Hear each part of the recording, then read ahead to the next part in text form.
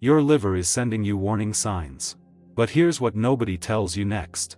The foods causing the damage, they're not the ones you expect. They're not just alcohol. They're not just junk food.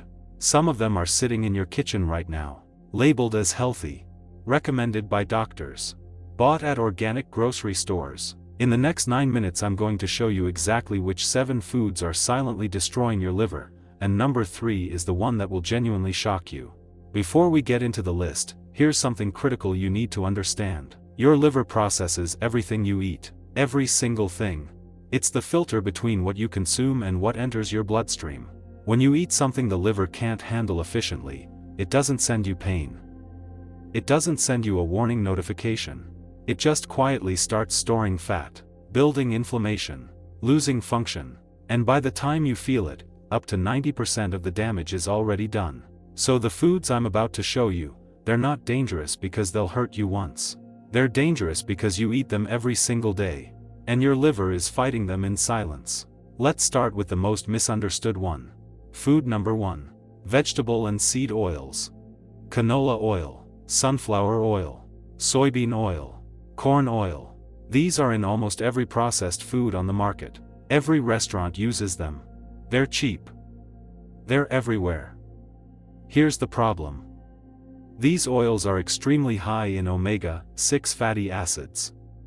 When consumed in large amounts, and most Americans consume them in massive amounts, they trigger chronic inflammation directly in the liver. A study published in the British Medical Journal found that seed oils are one of the most significant dietary contributors to non-alcoholic fatty liver disease. The worst part?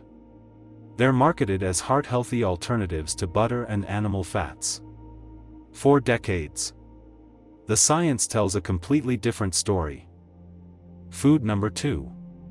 Fructose, and everything that contains it. Not just table sugar, fructose specifically. High fructose corn syrup is in sodas, juices, sauces, cereals, yogurts, and hundreds of products labeled as low-fat or healthy. Here's why fructose is uniquely destructive to the liver. Unlike glucose, which gets used by every cell in your body, fructose can only be metabolized by the liver. When you consume large amounts, the liver converts it directly into fat. This process is called de novo lipogenesis, and it's one of the primary mechanisms behind fatty liver disease.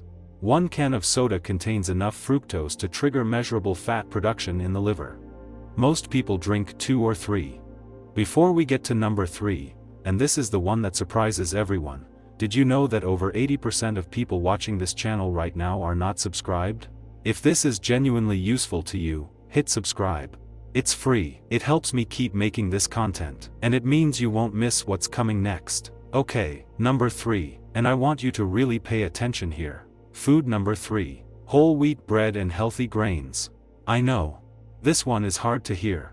Whole wheat bread, brown rice, oatmeal, granola. The foods your doctor told you to eat more of. Here's what happens inside your body when you eat them. These foods break down into glucose very rapidly, often faster than white sugar. They cause insulin spikes. And when insulin is chronically elevated, your liver gets a continuous signal to convert that glucose into stored fat. Over months and years of eating these foods multiple times per day, your liver accumulates fat. Your insulin sensitivity drops, and the cycle becomes harder and harder to break. This doesn't mean one piece of bread will destroy you. It means eating grains as the foundation of every meal, the way most people do, is a slow and consistent burden on your liver that compounds over time. Food number 4. Alcohol, even in small amounts. You already knew this one was coming, but the detail most people miss is the dose. Most people think moderate drinking, 1 or 2 drinks per day, is safe for the liver. Some studies even suggest it's protective for the heart. Here's what those studies don't show you. Even moderate alcohol consumption causes direct inflammation in liver cells. It disrupts the gut microbiome in ways that increase intestinal permeability, meaning toxins leak into the bloodstream and reach the liver. And when you combine moderate alcohol with a diet already high in seed oils and fructose, which describes most people's diet, the damage multiplies. The liver can't detox 2 things at once. When it's busy processing alcohol, everything else backs up. Food number 5. Artificial sweeteners. Diet soda. Sugar-free products. Zero-calorie sweeteners. The The logic sounds reasonable: no sugar, no insulin spike, no liver fat, right? Not quite. Research published in Nature found that artificial sweeteners, particularly sucralose and saccharin, alter the gut microbiome in ways that impair glucose metabolism. And your gut microbiome is directly connected to your liver through something called the gut-liver axis. When your gut bacteria are disrupted, inflammation signals travel directly to the liver. Over time, this contributes to insulin resistance and fatty liver, the exact problems people are trying to avoid by choosing diet products. Food number 6. Ultra-processed snack foods, chips, crackers, protein bars, packaged cookies, anything with an ingredient list longer than 10 items. These foods combine seed oils, refined carbohydrates, artificial additives, and preservatives, all in one package. Each ingredient individually stresses the liver. Combined, they create a perfect storm. What makes them especially dangerous isn't just the ingredients, it's the frequency. Ultra-processed foods are engineered to be consumed constantly, multiple times per day, every day of the week. The liver never gets a break. It's in a permanent state of processing overload, which means it's in a permanent state of low-grade inflammation. Nearly 70% of the average American's daily calories come from ultra-processed foods. This is not a coincidence that fatty liver disease now affects 1 in 4 adults. Food number 7. And this is the one most people never connect to the liver. Tap water with chlorine and fluoride additives.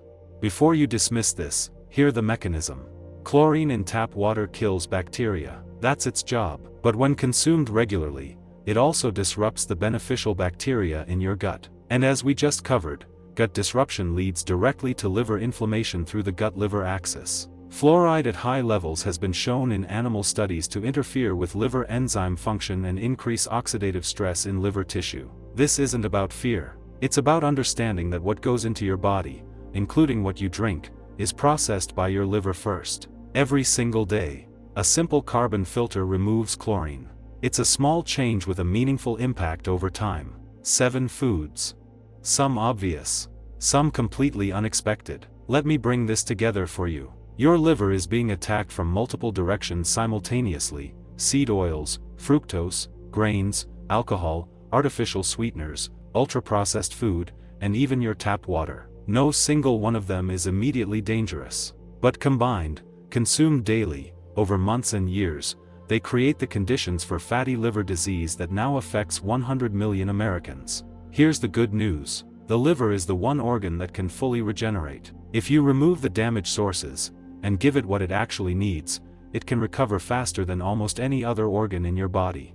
In my next video, I'm going to show you exactly what to eat instead, the specific foods that actively repair liver cells, and the one daily habit that can reverse early-stage fatty liver in as little as 3 weeks. Before that, tell me in the comments, which of these 7 foods surprised you the most? Write the number below. I read every single comment. And if you know someone who drinks diet soda thinking it's the healthy choice, send this to them. They deserve to know. This is general educational content only. Always consult your physician for personal medical advice. See you in the next one.